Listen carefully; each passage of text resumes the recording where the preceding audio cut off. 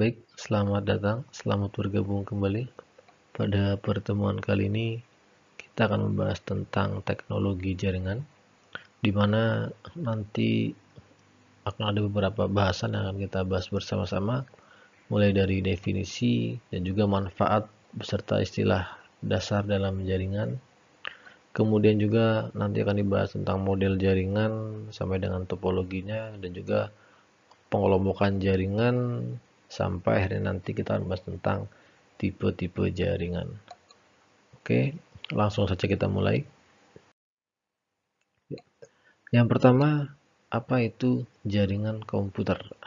Ya, jaringan komputer adalah sekelompok komputer otonom di mana saling berhubungan antara satu dengan yang lainnya dengan menggunakan protokol komunikasi melalui media komunikasi sehingga dapat saling berbagi informasi, program, kemudian juga penggunaan bersama perangkat keras seperti halnya printer, hard disk, dan perangkat lainnya. Kemudian untuk definisi lainnya, jaringan bisa diartikan sebagai dua atau lebih komputer yang dihubungkan dan dapat berhubungan dan berkomunikasi sehingga akan menimbulkan efisiensi, kemudian sentralisasi dan juga optimasi kerja. Oke. Nah, tujuan dari jaringan komputer itu sendiri adalah untuk membawa informasi secara cepat dan tepat tanpa adanya kesalahan dari sisi pengirim menuju ke penerima melalui media komunikasi. Nah, namun masih terdapat beberapa kendala dalam pemanfaatan jaringan. Di antaranya masih mahalnya fasilitas komunikasi yang tersedia dan juga jalur transmisi yang digunakan biasanya masih terdapat beberapa gangguan atau noise. Oke. Nah, setelah tadi ada tujuan, nah berikut ini adalah beberapa manfaat yang didapat dalam membangun jaringan komputer, yaitu yang pertama sharing resources, di mana memungkinkan berbagi sumber daya seperti printer, aplikasi dalam jaringan dan lain-lainnya. Kemudian juga untuk media komunikasi, jaringan komputer memungkinkan terjadinya komunikasi antar pengguna dan hampir tidak ada jeda waktu kirim dan terima email contohnya maupun untuk telekonferensi dan hal penting lainnya. Kemudian terkait dengan integrasi data, mencegah ketergantungan pada komputer pusat dan juga dapat didistribusikan ke tempat lainnya sehingga nantinya akan membentuk data yang terintegrasi yang memudahkan pemakai untuk memperoleh dan mengolah informasi setiap saat. Kemudian manfaat yang lainnya terkait dengan pengembangan dan pemeliharaan, di mana satu device ini akan digunakan secara bersama-sama sehingga akan memudahkan dan menghemat biaya sehingga menjadi lebih efisien. Oke. Kemudian terkait dengan keamanan data. Nah, keamanan data ini di jaringan komputer memungkinkan pengaturan hak akses pengguna. Kemudian juga untuk manfaat selanjutnya adalah tentang manajemen sumber daya yang lebih efisien, di mana tidak perlu spek tinggi untuk setiap komputer dan selain itu juga data atau informasi yang diakses selalu terbaru karena ketika setiap ada perubahan yang terjadi maka dapat segera langsung diketahui oleh semua pengguna. Ya, kemudian di dalam jaringan komputer terdapat beberapa istilah dasar dan beberapa peralatan jaringan. Nah, istilah yang pertama itu adalah server, komputer yang berperan sebagai sumber daya dalam sebuah jaringan. Kemudian juga ada klien, di mana ini adalah komputer yang meminta layanan kepada server di dalam sebuah jaringan. Oke. Berikutnya ada node, di sini adalah peralatan yang terhubung atau tersambung ke dalam jaringan. Biasa berupa komputer ataupun device lainnya seperti printer, scanner, dan lain sebagainya. Nah, di dalam sebuah jaringan terdapat satu hal penting, yaitu berupa sistem operasi jaringan atau NOS ya, di mana bertugas untuk mengontrol interaksi komputer di jaringan. Nah, seperti akses informasi dan juga sharing beberapa peralatan atau peripheral lainnya. Oke. Kemudian terdapat juga protokol jaringan yang mengatur komunikasi data antar komputer. Nah, untuk bisa terhubung ke jaringan, maka dibutuhkan satu peralatan yakni Ethernet card atau LAN card ataupun nama lainnya kartu jaringan yang berfungsi sebagai konektor antara komputer dan juga jaringan. Nah, gambar di samping adalah bentuk dari kartu jaringan yang umum dijumpai. Oke, kemudian ada repeater. Ini berguna untuk menguatkan sinyal selama terjadi pelemahan sinyal. Repeater juga berfungsi untuk memanjangkan sinyal.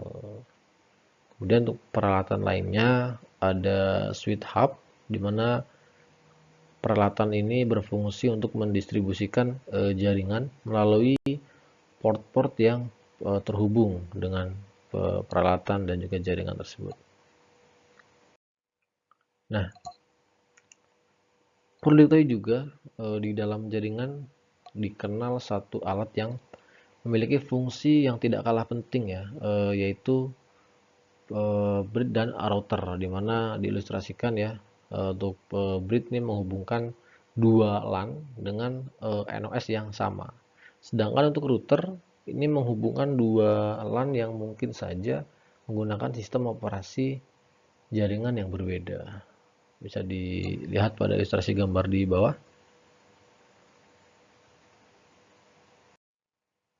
Selanjutnya adalah server gateway.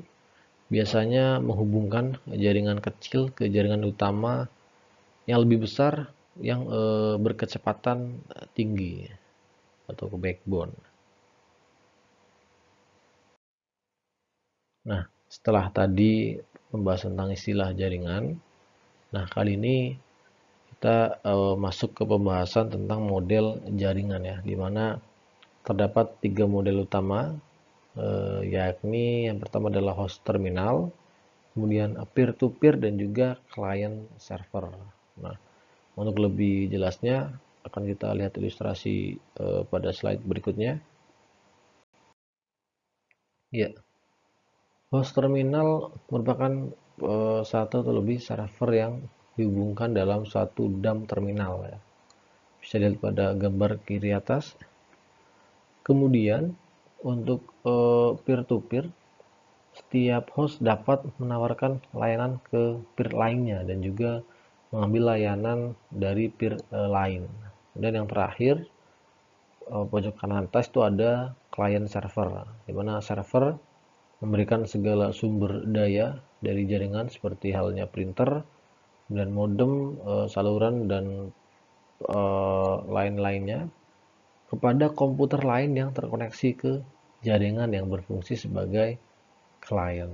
Nah, silakan bisa diperhatikan untuk ilustrasi model jaringan. Kemudian,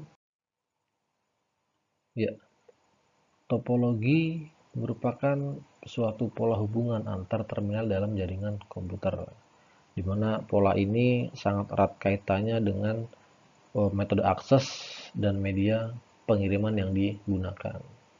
Nah, topologi pertama ada ring atau cincin.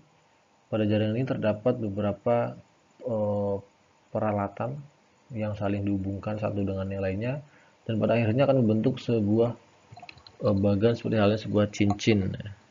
Kemudian untuk yang kedua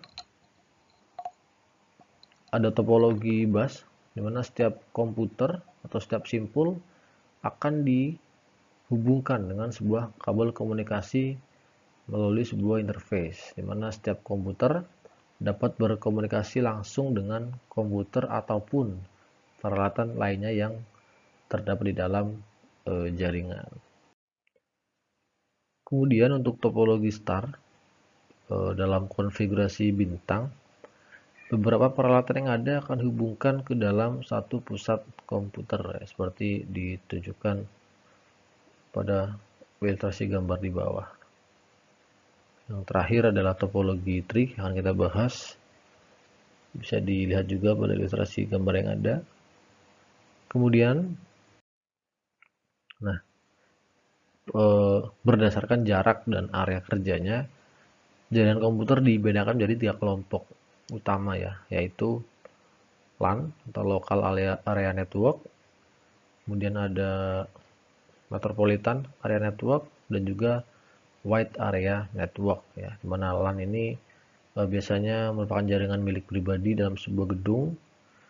Kemudian untuk Metropolitan ini biasanya lebih besar ya, atau bisa dikatakan dengan versi LAN yang berukuran lebih besar. Sampai akhirnya ada Wide Area Network. Ini jangkauannya lebih luas lagi, mencakup daerah geografis yang luas ya, seringkali bahkan mencakup sebuah negara atau bahkan benua. Oke. Dan berikut adalah beberapa contoh alokasi jaringan data, bisa dilihat juga berdasarkan jarak ya, mulai dari 0,1 meter sampai dengan 100.000 kilometer. Oke. Nah, yang terakhir terkait dengan bentuk komunikasi data ya. Terdapat kurang lebih ada 3 jenis ya. Yang pertama adalah simplex line atau komunikasi satu arah. Komunikasi jenis ini bisa berlangsung satu arah ya. Merupakan bentuk saluran komunikasi yang paling murah, di mana hanya bisa berlangsung satu arah ya. Pengirim informasi tidak bisa bertindak apapun ya, mereka hanya sebagai penerima saja. Contohnya ada radio pager ya. Kemudian yang kedua adalah dua arah bergantian. Ini biasanya digunakan pada security ataupun anggota kepolisian, di mana sang pembicara harus menekan tombol tertentu ya, agar suara yang dikirimkan bisa disalurkan kepada penerima. Nah, apabila dirasa cukup, maka si pembicara akan mengucapkan kata ganti ya biasanya, sebagai tanda bahwa saluran tersebut bisa digunakan oleh lawan bicaranya. Jadi bergantian. Kemudian yang terakhir, ya, dua arah penuh atau full duplex ya. Untuk penerima dan pengirim bisa secara serentak lakukan kegiatan bersama-sama ya. Nah, dalam kehidupan sehari-hari kita bisa melihat pada percakapan dengan menggunakan pesawat telepon. Ya, oke, mungkin sampai di sini dulu pembahasan kita kali ini terkait dengan teknologi jaringan. Semoga mudah untuk dimengerti dan semoga bermanfaat. Terima kasih atas waktunya. Salam.